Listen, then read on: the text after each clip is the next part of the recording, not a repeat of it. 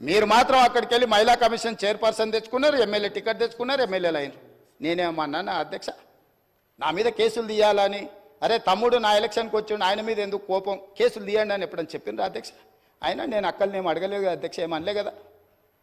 అక్కలుగానే భావించిన, సొంత అక్కలే అని నేను భావిస్తున్నా అని చెప్పిన అధ్యక్ష. నా కుటుంబ సభ్యురాలు సీతక్క అని చెప్పిన. ఎంత అవమానకరంగా మాట్లాడిండ్రు అధ్యక్ష సీతక్క పట్ల. ఇవాళ సోషల్ మీడియాలో ఒక వీడియో పెట్టిండ్రు అధ్యక్ష. నేను అది చూపిస్తే సభ గౌరవం తగ్గుతుంది కాబట్టి చూపించట్లేదు.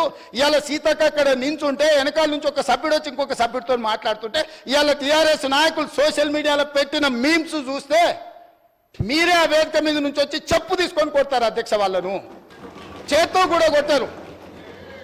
ఒక ఆదివాసి బిడ్డ, ఉద్యమాల నుంచి వచ్చిన బిడ్డ, పేదల కోసం కొట్లాడుతున్న సీతక్కను అవమానించే విధంగా ఇదేనా మీ నీతి, మీ జాతి? ఇందుకోసమేనా మీరు ఇవాళ ఇట్లాంటి రాజకీయాలకు పన్నుతారా? ఆమె దళిత, ఆమె ఆదివాసి ఆడబిడ్డ కాబట్టి ఆమెను అవమానించవచ్చా?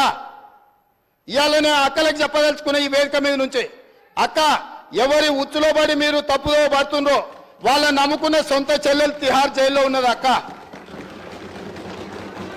సొంత చెల్లెలు తిహార్ జైల్లో ఉంది అధ్యక్ష. సొంత చెల్లెల్ని తిహార్ జైల్లో పెట్టి ఢిల్లీకి వెళ్ళి మమ్మల్ని లోపలేకు, మా చెల్లెలు కావాలంటే ఇంకో ఏడాది లోపల పెట్టని బేరసారాలు చేసుకున్న నీచుల అధ్యక్ష వాళ్ళు. వాళ్ళ గురించి ఏందక్క మీరు మాట్లాడేది?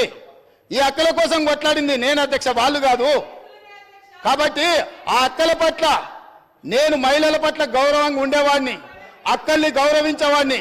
మంత్రివర్గ సమావేశంలో కుర్చీ లేకపోతే కొండ సురేఖక్కనో సీతక్కనో వస్తే నేను లేచి కూర్చిచ్చిన ఎన్నోసార్లు ఈ అక్కలు ఉండ్రు.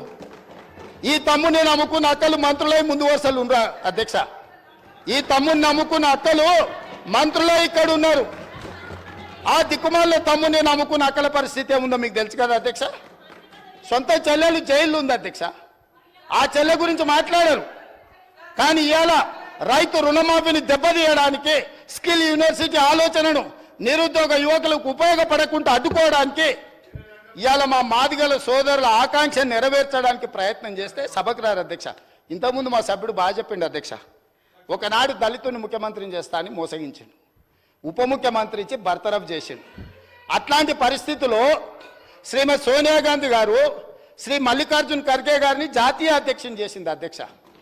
శ్రీమతి సోనియా గాంధీ రాహుల్ గాంధీ గారు తమర్ని స్పీకర్గా చేసి ఆ కుర్చీలో కూర్చోబెట్టారు అధ్యక్ష. మీరా కుమార్ గారిని లోక్సభ స్పీకర్గా చేస్తే తెలంగాణ రాష్ట్రం ఇచ్చింది అధ్యక్ష.